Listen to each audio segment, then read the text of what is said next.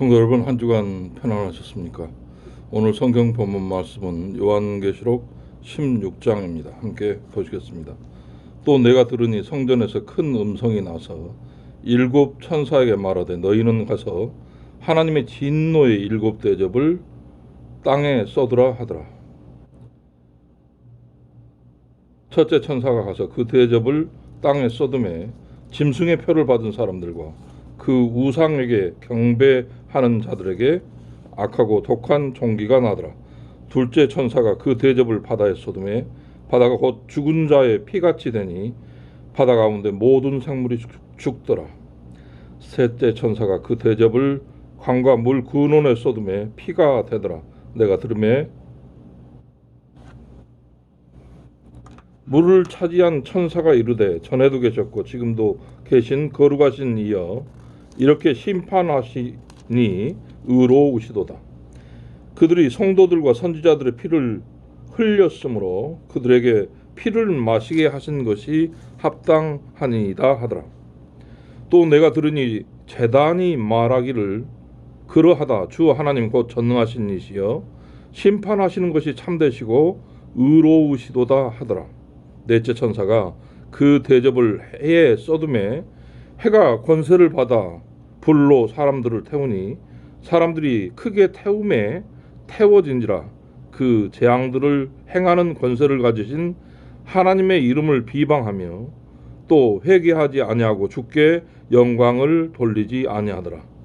또 다섯째 천사가 그 대접을 짐승의 왕자에 쏟으니 그 나라가 곧 어두워지며 사람들이 아파서 자기 혀를 깨물고 아픈 것과 종기로 말미암아 하늘의 하나님을 비방하고 그들의 행위를 회개하지 아니하더라.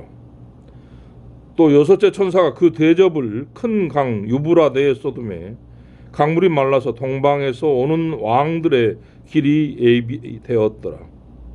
또 내가 보매 개구리 같은 새 더러운 영이 용의 입과 짐승의 입과 거짓 선지자의 입에서 나오니 그들은 귀신의 영이라. 이적을 행하여 온 천하 왕들에게 가서 하나님 곧 전능하신 이의 큰 날에 있을 전쟁을 위하여 그들을 모으더라.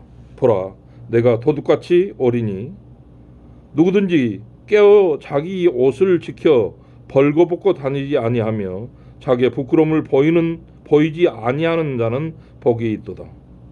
새 영이 히브리어로 아마겟돈이라 하는 곳으로 왕들을 모으더라. 일곱째 천사가 그 대접을 공중에 쏟음에 큰 음성이 성전에서 보좌로부터 나와서 이르되 되었다 하시니 번개의 음성들과 우레소리가 있고 또 큰 지진이 있어 얼마나 큰지 사람이 땅에 있어 온 이래로 이같이 큰 지진이 없었더라. 큰 성이 세 갈래로 갈라지고 만국의 성들도 무너지니 큰 성 바벨론이 하나님 앞에 기억되신 바 되어 그의 맹렬한 진노의 포도주잔을 받으매 각 섬도 없어지고 산악도 간데 없더라. 또 무게가 한 달란트나 되는 큰 우박이 하늘로부터 사람들에게 내리매 사람들이 그 우박의 재앙 때문에 하나님을 비방하니 그 재앙이 심히 큼이더라. 곳곳에 그런 기상이변으로 해서 사고들이 계속 이어지고 있습니다. 그러니까 그런 죽음들을 우리가 현실 속에서 만날 때 긴장하지 않을 수 없죠. 주님은 도둑같이 오겠다고 그렇게 말씀하고 있습니다. 요한계시록 16장 15절 내가 도둑같이 오리니 누구든지 깨어 자기 옷을 지켜 벌벗고 다니지 아니하며 자기의 부끄러움을 보이지 아니하는 자는 복이 있도다. 죄인된 우리가 벌벗고 다니는 것처럼 염치를 모르는 그런 상황들을 만나게 됩니다.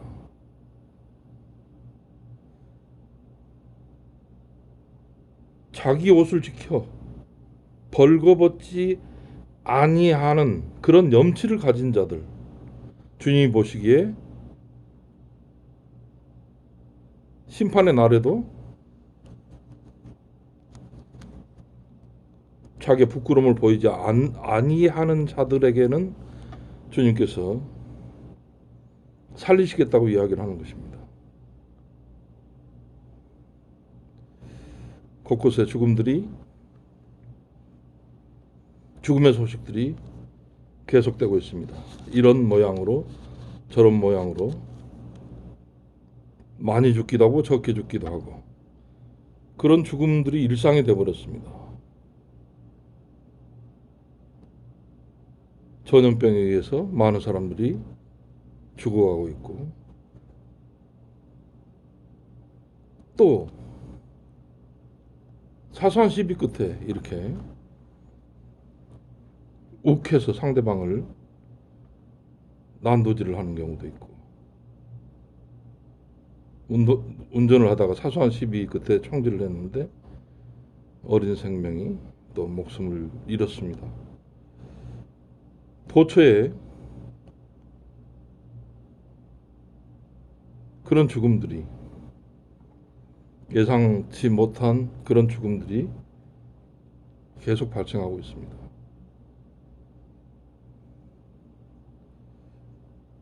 주님은 오늘 본문을 통해서 분명히 이야기하고 있습니다.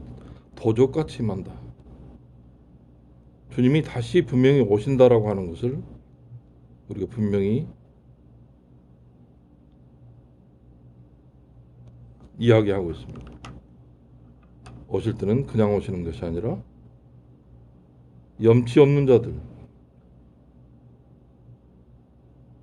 자신의 부끄러움을 그대로 다 드러내고 있는 자들에 대해서는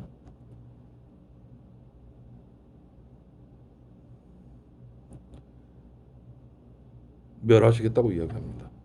복이 있는 자들은 염치 있는 자들입니다. 자신의 부끄러움을 가릴 줄 아는 자들입니다. 주님 앞에서 우리는 모두 죄인이라고 합니다. 그 죄의 여러 모양들을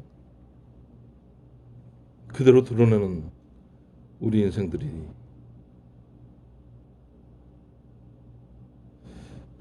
이렇게 저렇게 휘둘리는 것들을 봅니다.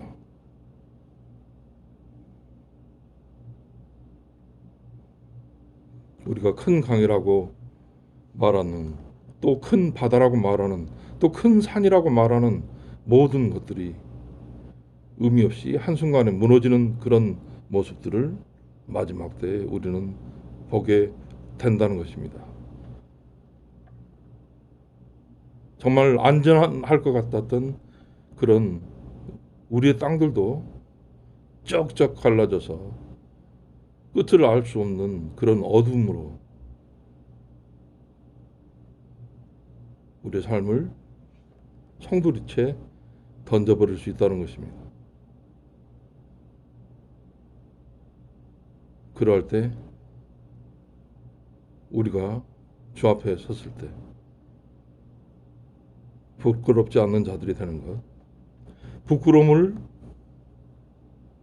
가릴 줄 아는 그런 염치를 갖는 그런 믿는 자로서의 삶,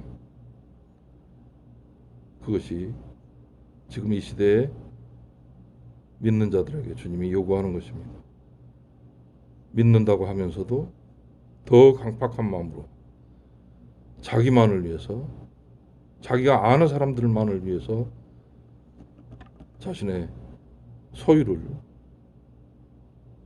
내 것이라고 주장하는 그런 사람들을 주님은 분명히 다스릴 것입니다. 그 소유가 어디로부터 온 것이냐? 하늘로부터 온 축복이라고 하는 것을 깨달아야 헐벗고 굶주린 취약계층들에 대해서 우리가 나눌 수 있는 그런 마음이 생기는 것입니다. 염치가 살아나는 것입니다. 여전히 돈만 쫓아가는 그런 신앙, 그것은 믿음이라고 할 수가 없습니다. 예수를 믿는다라고 하는 것은 예수님 자신이 선포하셨듯이 가난하고 헐벗은 자들과 함께 시대의 고난을 짊어지는 것이기도 합니다. 그 십자가를 우리가 외면할 수 없습니다. 어떤 위기 상황이 오더라도 우리가 겸손하게 염치를 갖고 자신의 주어진 삶을 살아가는 그런 모습, 그것이 재림 예수가 오시는 그날 믿는 자들이 보여야 할 숭고한 신앙의 모습이지 않겠느냐, 이런 생각을 해봅니다. 벌 벗고 다니지 않는 그런 염치를 가진 믿는 자들, 주님께서 우리에게 지금 이 시대에 무엇을 요구하는지 다시금 해봐야 할 그런 시간입니다.